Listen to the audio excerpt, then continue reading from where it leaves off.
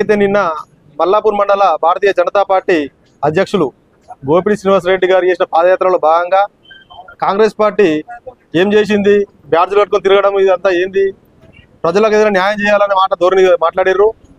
అయ్యా మేము చెప్తున్నాం, రైతు ఏడ్చిన రాజ్యం బాగుపడది అని నమ్మే సిద్ధాంతం కాంగ్రెస్ పార్టీది. రైతుల పక్షాన నిలబడ్డందుకే ఇలా రేవంత్ రెడ్డి గారిని ముఖ్యమంత్రి పీఠం మీద కూర్చున్నట్టు ఘనత రైతులది, నేటికి తెలంగాణ సమాజానిది. మీరు గుర్తుంచుకోరు, ఏ నాయకుడు కూడా చేయని విధంగా మా రేవంత్ రెడ్డి గారు రైతు పరిపాలన కొనసాగిస్తున్నారు. మీ బీజేపీ పార్టీ ఏంది, కార్పొరేట్ వ్యవస్థని బలపరిచే వ్యవస్థ.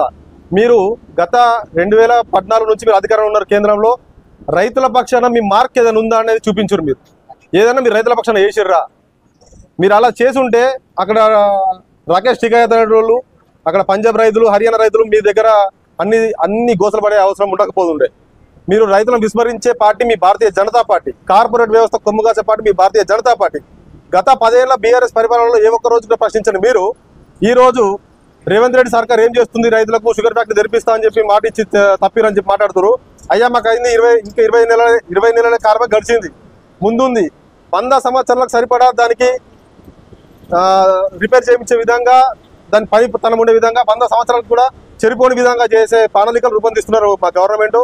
మీరు గుర్తుంచుకొని రైతుల పక్షం నిలబడే ఏకైక గవర్నమెంట్ ఏది ఉందంటే భారతదేశ వ్యాప్తంగా కాంగ్రెస్ పార్టీ అని తెలియజేస్తున్నాం. ఎక్కడ కూడా రైతు ఏడ్చిన రాజ్యం బాగుపడలేదు. అదే సిద్ధాంతంతో మా రేవంత్ రెడ్డి గారు ముందుకు పోతా ఉన్నారు. మీరు ఇలాంటి చిల్లరమైన రాజకీయాలు మానూరి. స్థానిక సంస్థల ఎలక్షన్ల కోసం మీరు వేసిన స్టంట్ అని మేము పరిగణిస్తున్నాం. దీన్ని మీ ఎమ్మట రైతులు లేరు. ఒక 20 నుంచి 30 మంది మీ కార్యకర్తలు ఉన్నారు తప్ప ఏ ఒక్క రైతు కూడా మీ పాదయాత్రలో పాల్గొనలేరు. మీరు ఇక నుంచి రైతుల పేరు చెప్పుకొని మోసం చేసే విధంగా మీరు పనులు చేయకూడదు. రైతులు యాక్సెప్ట్ చేయరదని, రైతులకు ఎవరేం చేస్తున్నారో అందరినీ గమనిస్తూ ఉంటారు. కాంగ్రెస్ ప్రభుత్వానికి రైతులు పూర్తి మద్దతు ఇస్తున్నారని తెలియజేస్తూ జై కాంగ్రెస్, జై కాంగ్రెస్, జై కాంగ్రెస్.